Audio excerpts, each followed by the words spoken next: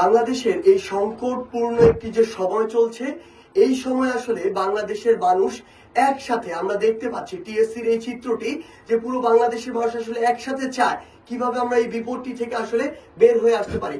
সেই জায়গা থেকে শত শত মানুষ, হাজার হাজার মানুষ তাদের অর্থ নিয়ে, ত্রাণ নিয়ে টিএসসিতে আসছে। আমরা দেখতে পাচ্ছি সেই জায়গায় ইতিমধ্যে ক্যাশ প্রায় 86 লক্ষ টাকা আমাদের বৈষম্য বিরোধী ছাত্র আন্দোলনের যে ওখানে ভলান্টিয়াররা রয়েছে তাদের হাতে এসে জমা হয়েছে।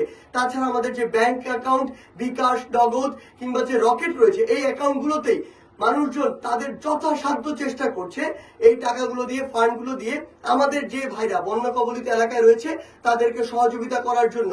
সেই জায়গা থেকে একটি ছোট্ট বিভ্রান্তির বিষয় তৈরি হচ্ছে। আমরা দেখছি যে কিছু কিছু মানুষ আমাদের বিভিন্ন সমন্বয়কদের নাম করে বলছে যে আমরা তার ভাই কিংবা বোন কিংবা আত্মীয়, আমরা এই ফান্ডটি তার কাছে পৌঁছে দিব। আমরা আমাদের জায়গা থেকে স্পষ্ট করে বলি, আমাদের শুধুমাত্র একটি নাম্বার রয়েছে, যেই নাম্বারটিতে আমাদের সকল অ্যাকাউন্ট রয়েছে এবং সেটি আমাদের অফিসিয়াল নাম্বার, যার প্রত্যেকটি টাকা আমরা আমাদের ওই বন্যার্ত ভাইদের জন্য খরচ করবো এবং প্রত্যেকটি টাকার হিসাব দিতে আমরা প্রস্তুত। আমাদের কোনো ব্যক্তিগত অ্যাকাউন্ট কিংবা নাম্বার নেই। যারা এটি করছে তারা প্রতারণা। এই জন্য আমি স্পষ্ট করে আমাদের সেই নাম্বারটি বলে দিতে চাই। আমাদের ত্রাণ সহায়তার ফান্ড রেজিং এর একমাত্র বিকাশ, নগদ এবং রকেট মার্চেন্ট যে নাম্বার, সেটি হচ্ছে 01886969859। আমি আবার বলছি 01886969859। এবং রকেটের শেষে যেহেতু একটি নাম্বার এক্সট্রা প্রয়োজন হয়, সেটি হচ্ছে শেষে 7 অ্যাড হবে। আমি আবার বলছি 7 অ্যাড হবে। আমি আমার জায়গা থেকে একটি কথা স্পষ্ট করে আপনাদেরকে বলতে চাই, আমার যে ভাইরা বাংলাদেশের আজকে দক্ষিণবঙ্গের কথা বলি, সিলেটের কথা বলি, কিংবা হয়তো উত্তরবঙ্গে এটি খুব দ্রুত শুরু হতে পারে, যে ভাইরা বন্যা কবলিত রয়েছে, আমি পুরো বাংলাদেশের মানুষকে অনুরোধ করছি, হ্যাঁ আপনারা অসংখ্য ব্যবসা করেন, আপনাদের অসংখ্য চিন্তা ভাবনা রয়েছে, কিন্তু এই দুর্যোগপূর্ণ সময়ে, জাতির কিংবা রাষ্ট্রের এই সংকটকালীন একটি সময়ে আপনারা আপনাদের ওই ব্যবসার হিসাবগুলো, এই চিন্তাগুলো একটু দূরে রাখুন। আমরা এখনো দেখতে পাচ্ছি কিছু ভাই, আমরা যখন ওই নৌকাগুলো ভাড়া করে ওইদিকে নিয়ে যেতে চাই, কিছু ভাই ওই নৌকার ভাড়াগুলো বাড়িয়ে দেন। আমরা যখন ট্রাকে করে সেগুলো নিয়ে যেতে চাই, কিছু ব্যবসায়ী আছে তারা ওই ট্রাকের ভাড়াটি বাড়িয়ে দেন। আমি আপনাদেরকে একটা প্রশ্ন করতে চাই, এত নিচু মন মানসিকতা নিয়ে আপনারা সে চলেন কিভাবে? এই যে অর্থ মানুষের সংকটপূর্ণ সময়ে আপনার যে অর্থটুকু আরো বেশি লাভ করতে চান, এই অর্থগুলো আপনার হজম হবে কিভাবে? আপনি কি চিন্তা করেন না যে সৃষ্টিকর্তা যদি চায় তাহলে আপনাকে আপনার এই যে এত এত অর্থ সব একটি মাত্র অসুখের মাধ্যমে কেড়ে নিতে পারে? আবার সৃষ্টিকর্তা যদি চায়, আপনি যদি এখন মানুষের পাশে দাঁড়ান, তাহলে হয়তো অন্য একটি সময় অসংখ্য বিপদ থেকে আপনাকে বাঁচিয়ে দিতে পারে কিংবা আপনাকে ব্যবসায়িকভাবে লাভবান করতে পারে। তাই মানবিক দিক থেকে চিন্তা করে হোক, নৈতিকতার দিক থেকে চিন্তা করে হোক, এই আপনার অতি ব্যবসায়ী মনোভাব, অতি মুনাফাখোর যে মনোভাব, এগুলো থেকে দয়া করে বের হয়ে আসুন।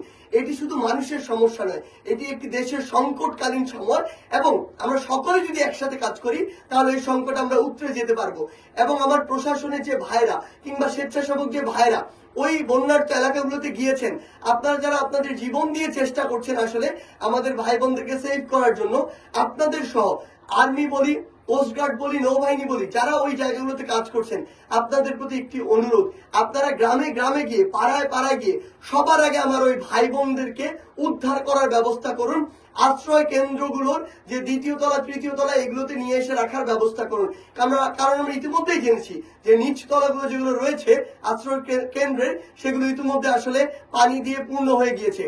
তাই আমরা আমাদের জায়গা থেকে অনুরোধ করছি যে আমাদের ভাই বোনদেরকে সেভ করে নিয়ে আসুন। এরপরে আমরা যারা রয়েছি পুরো বাংলাদেশের মানুষ একসাথে আমাদের ব্যক্তিগত জায়গা থেকে যতটুকু সম্ভব ততটুকু ত্রাণ দিয়ে আমরা যেন তাদেরকে সহযোগিতা করতে পারি এবং প্রত্যেককে আশ্রয় কেন্দ্রে যেন আমরা আমাদের এই ত্রাণগুলো পৌঁছে দিতে পারি, এই বিষয়টি আমাদের খুব ভালো করে লক্ষ্য রাখতে হবে। আরেকটি জিনিস সবশেষে বলছি, সেটি হচ্ছে যারা এই একটি সংকটকালীন সময়কেও নিজের সুবিধা আদায়ে বা মানুষকে আরো চাপে ফেলে বাজারগুলোতে মূল্য বাড়িয়ে কিংবা আপনারা এইখানেও আজকের এই সংকটকালীন সময়ে সিন্ডিকেট তৈরি করে যেই শুকনা খাবারগুলো মানুষের প্রয়োজন সেগুলোকে যারা কুক্ষিগত করে রাখছেন, সেগুলোকে যারা গোডাউনে ভরে রাখছেন, শুধু দাম বাড়বে আর সেই দাম বেশি করে আপনি বিক্রি করবেন। আমি আপনাদের উদ্দেশ্যে একটি কথা বলি, এই মানসিকতা থেকে বের হয়ে আসুন। আপনাদের চোখের সামনে এই ফ্যাসিস্ট এই ফ্যাসিস্ট রেজিমের অনেকের উদাহরণ আমরা দেখেছি, আপনারা দেখেছেন, হাজার হাজার লক্ষ লক্ষ কোটি টাকার মালিক, কিন্তু ন্যূনতম সম্মান নিয়ে এই দেশে এসে মুখ দেখানোর মতো ওই মুক্তি আর তার নেই। মুখে চুন কালি মেখে এই দেশ থেকে বের হয়ে যেতে হয়েছে। তাই এই সংকটকালীন সময় আপনাদের এই যে চরিত্রটি, এই চরিত্র থেকে বের হয়ে এসে দেশের জন্য, দেশের মানুষের জন্য, নিজের জন্য এবং দিন শেষে যে সৃষ্টিকর্তা আপনাকে সৃষ্টি করেছে তার প্রতি কৃতজ্ঞতা স্বরূপ আপনারা কিছু একটু করুন। আমরা বিশ্বাস করি সকলে যদি আমরা একসাথে কাজ করি তাহলে আমাদের যে সংকটগুলো আসছে কিংবা সামনে আরো আসবে সেই সংকটগুলো আমরা কাটিয়ে উঠতে সক্ষম হব। ধন্যবাদ।